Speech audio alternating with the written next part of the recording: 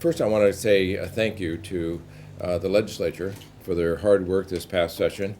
I look at the number of bills that were passed. It was certainly significant. I look at the number of bills that were passed on the 90th day. That was certainly significant. You know, I was particularly taken by Speaker Chenault's comments this morning when he talked about the pink slips, what the impact that has. Those are impacts on real people, real families. They're not just pieces of paper that, oh, here it is again this year. But that, I think, emphasizes why it's so important to have the fiscal plan we submitted. You know, we were here last year, we're here this year, we never want to be here again. And that's why we went out to Alaska and in a very broad way, to as many Alaskans as possible, to put together the plan. The plan is so that we have a formulaic amount of money every year that we know that we have available to us. Most states don't do what we do. Most states know within X millions of dollars every year kind of what they're going to have. We don't know that. And that's what the purpose of the plan is, so we have a sustainable draw off of our earnings so that we protect our permanent fund. So that's, this, where we are today really emphasizes why a plan is necessary and critical. And I appreciate legislators that have spoken in a very positive way about the plan. And when it's referred to as a governor's plan, it's a little bit of, I will absolutely not take full credit for the good work of that that's in that plan. It was a lot of people in our administration, a lot of people across Alaska that were part of that. So so I appreciate the positive comments from the minority on the plan, on the fiscal plan. I appreciate that. I think that I do look at this. As I've always said, I'm very optimistic. And I do look at this opportunity of a short break to sort of take a bit of a step away, take a deep breath, and come back Monday morning. Last night I spoke with Speaker Chenault. We talked about the timing of the call, the location. We made a little bit of an adjustment for the start time because of arrival schedules, Monday morning flight schedules, and I spoke with then President Meyer last night as well before the final signing out to talk again about the location, about the timing, the time of the day on Monday. One option was to start this morning at 8 o'clock, and just didn't seem like there's a lot of work we need to do. We did sign the proclamation last night in the office here, but there's a lot of work we need to do over the weekend to be prepared to have the legislation available for them when they arrive. The pink slip issue goes beyond just state employees. There's a lot of private sector companies that also are issuing pink slips across the state. We've seen a lot of folks that have been laid off on the North Slope and other sectors of our economy. So it's painful to be where we are today, but I guess the point is to make sure that we are not there again. We look at the recent, as recently as yesterday, the bond market again made comments about the impact if we don't do anything. One more sort of warning shot from the bond market. So we really do need to fix this. And again, as I said earlier, it's the whole plan. And I do appreciate the minority's reference today and their press availability about the fiscal plan. There was a lot of bills were passed on the 90th day. I think a total of 44 bills on the 90th day. So we submitted 10 bills, or 10 items on the call, I should say. Some of those, there's precedent on some that can be resurrected by a joint resolution for both houses, sort of bringing it back where they left off. I'm concerned about starting over. I don't think that's going to be the case necessarily. We're going to work through the weekend on each item we have listed on the call. There are a few items on the call that are not. Most of them have to do with the fiscal plan. Obviously, the budgets, the operating budget, the capital budget, the mental health trust budget. Then the revenue pieces. But we do have a few items that are non-fiscal. Deal with insurance, deal with foster children, deal with ICWA adoptions, and those are ones that have moved a long way through the process. Some have already been all the way through the one body or the other, passing with near or with unanimous votes, and so those are ones we're not submitting anything brand new that hasn't been seen. We are bringing things that have gone through, many have gone through a lot of hearing processes already. Some will be able to pick up where they left off. So the one on the police officers and firemen, that's one that just, someone said there wasn't time to do that, and I said, there's plenty of time to do the right thing. And I think that's what I call a right thing piece of legislation. Those that run to danger as part of their job, those that leave every morning with a blank check for Alaska when they go to work, for them to go to work knowing that their families, if something happens to them, their families will be taken care of. I think that's important. That's just the right thing to do. So with that, I'm happy to take questions if there are questions this morning. Becky? Becky Borth, the Associated Press. Governor, I was looking back at the sustainable plan that you put out, and nothing on there is passed yet. None of the taxes, the permanent fund piece, and we're day 122. Given kind of the conversation, the thoughts that lawmakers have had on the different tax bills, do you still stand behind all those pieces? And if you do, how do you sort of nudge through that wall to get something passed in the next day? I think that's a fair question. All those pieces are still there, but I think, and they're all on the table, and that's why we put them in the call. I think maybe what's been seen is how difficult it is to do the plan one piece at a time, rather than sort of, because every piece that's modified, whether it's the oil tax credit bill or it's the budget, it impact other pieces of it are impact. So I think we need to find out our funding source, how much money we have available for the budget, and then finish up with the budget. So I just think that to do the budget and then go out and figure out how we're going to fund it, where we're going to find it, and find the funding. So they all interrelate together. I see my role a bit different during the special session. They're here because I called a special session. I feel very, very responsible for them being here. I will participate differently than I have during the regular session. With their permission, I will. I will be very respectful of the process. I'm very respectful of the separation of powers. But I think that these are pieces of legislation with my name on it. They're in a special session that I have called, and I will be very engaged on a daily basis on these pieces of legislation to fix this. Because again, I cannot emphasize enough, we're here today because we didn't have a plan. We'll be here next year on this day if we don't have a plan. So we need, it's time to make those adjustments in our economy. Nat? Nat Hers, Alaska Dispatch News. I guess just what will you do differently, and how do you expect that to have sort of a different outcome? I think that I had I certainly went door to door before, and it's a little easier now in the Bill Ray Center because there's fewer doors, and I will engage with them and really lay out exactly what I think. Having listened to the testimony on the floor sessions, back and forth in the committee hearings, on the public input, I will bring in what I think is perhaps a bit of a compromise in some of the areas that I've not weighed in on before, because again, I submit the bill and it goes through their process. Now it's a process that I've created in some respects, so I will be much more engaged with the legislators on bringing the different pieces of it together. James Brooks from the Juneau Empire. We've talked a lot about pink slips. Is there a plan for a government shutdown if it comes to that, and is it any different from what we talked about last year?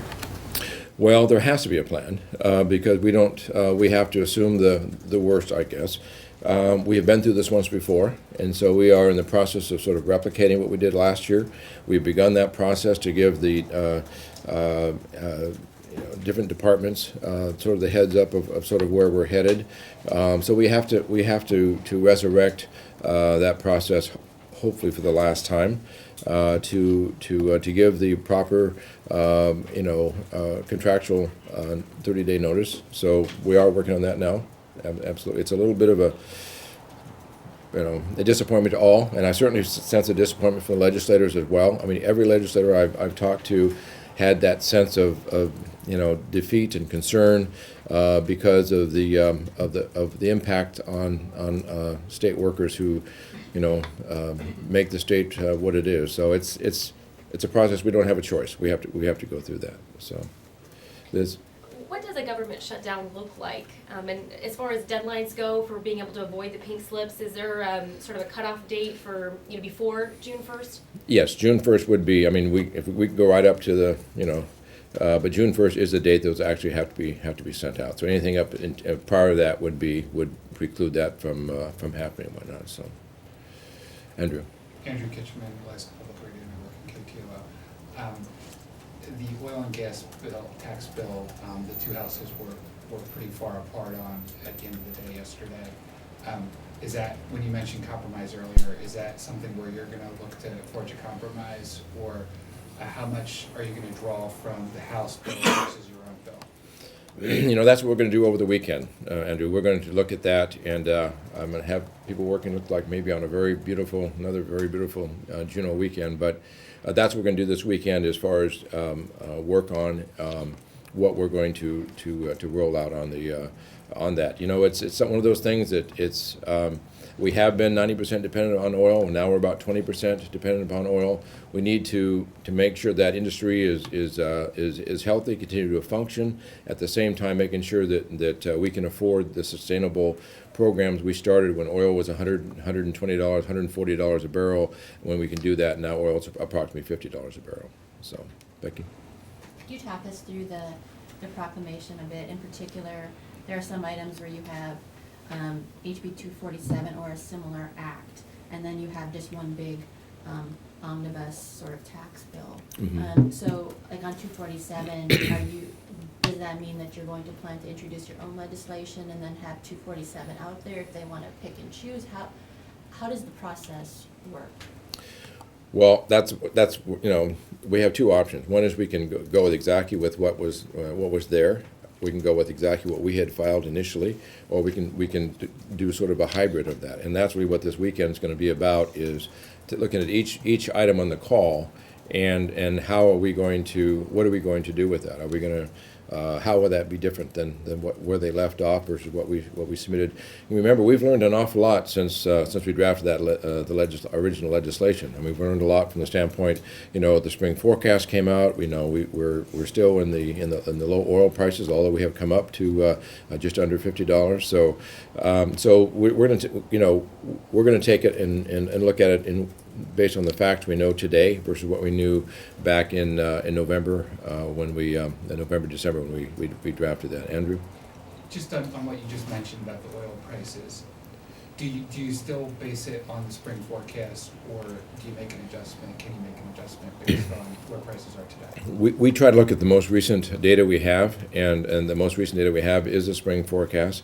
Anybody's forecast is just that. It's just a forecast. It's nothing for sure. We try to look at what impact what has happened, unfortunately, in Canada with the fires in that area. We look at other parts of the world, Iran, Iraq, as far as what's happening. But it's a tough. It just really emphasizes, and I don't mean to say this too many times. It really emphasizes why we need to get our economy off of the rise and fall of the price of oil.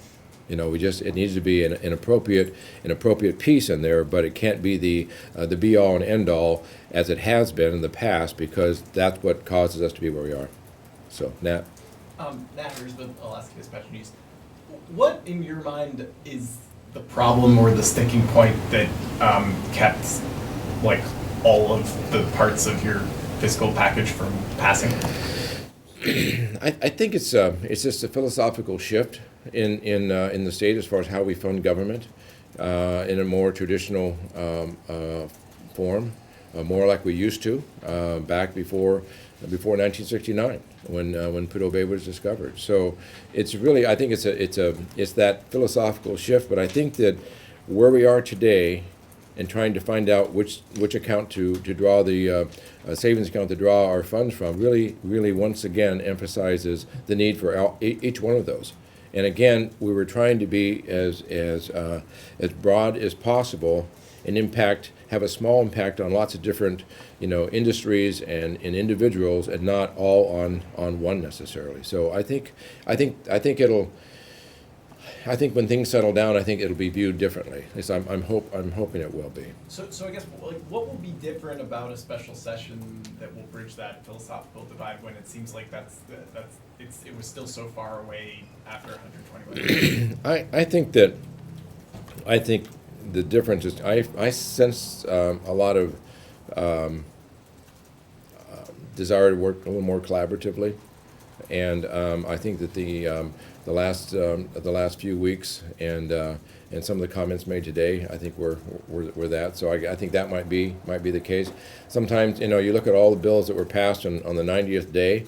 I think this being a 30-day segment, I think that it doesn't have to be 30 days. Things get done quicker than 30 days, and then it'll end. So I'm sorry. Jeremy Shea, KTOM on 360 North. At this point, early on you had a big effort over the summer to get regular Alaskans and constituents involved in this process and get people educated on it. At this point, do you think individual Alaskans and constituents still have a role to play in resolving this? That's a really good question. As we look out at a beautiful day, I guess here's what I believe. I believe we are at a historic time in our state's future, and that's one of the reasons I'm so pleased to have the call here in Juneau, where, and I'm not saying this because you're 360 North, but the gavel-to-gavel opportunity for people to still participate in the process on their schedule, to be able to go home from work and pick up the archives of what's been discussed, whatnot. I think it will be. I think there will be a level of participation, because I think people recognize. The polls the Rasmussen Foundation did, showing that those who were concerned and very concerned about our economy were in the 90 percentile. So I think they will stay. I think they will stay focused in it, and so. I really do. I believe they will.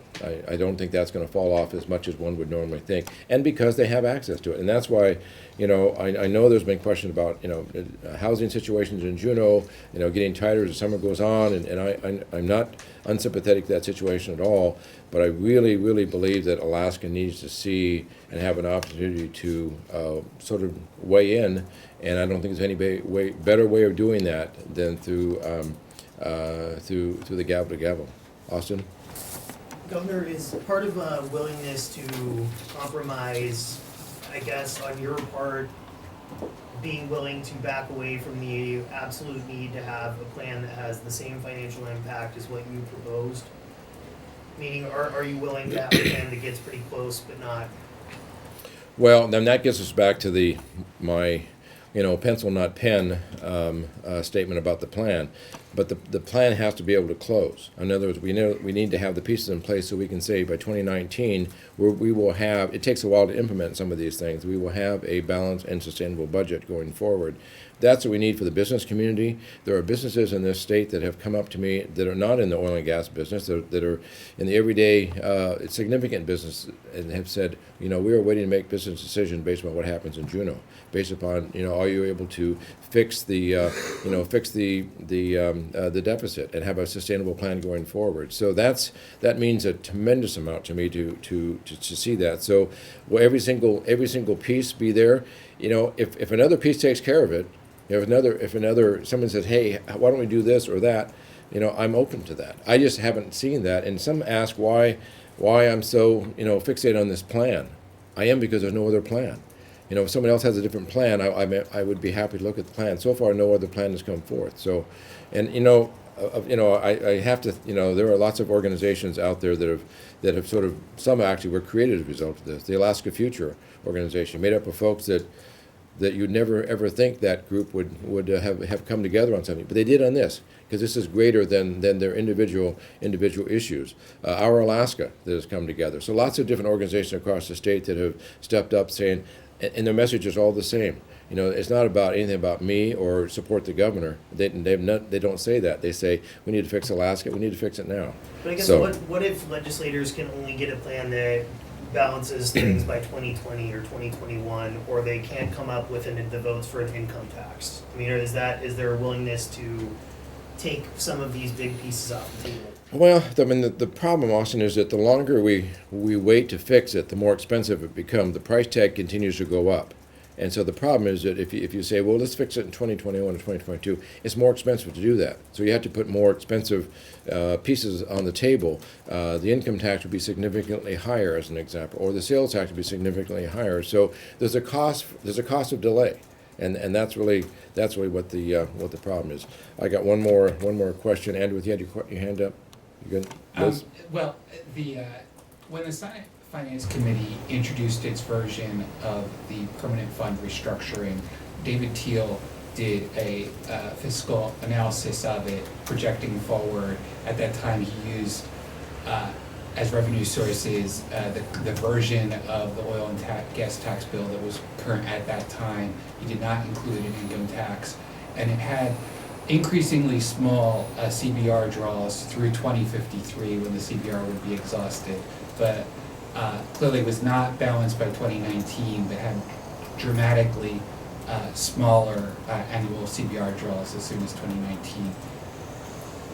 Did you look at that at that time, and did you have any reaction to it? Is that the type of idea that you think would be a bad idea? You know, we've had great access to David Teal. You know, the Senate Finance Committee has made him very available to us, and we appreciate that. You know, my concern is I don't want to see how long we can, how long can we stretch the savings we have. I want to take those savings. We need to build a gas line. We need to build, we need to build a future in this state, and we need to build infrastructure that brings the economy back up again. So, how long we can stretch out our savings is that's not a plan that I particularly subscribe to, because it's a matter of building the future and not how long can we just draw from our savings. So thank you very much. Thank you.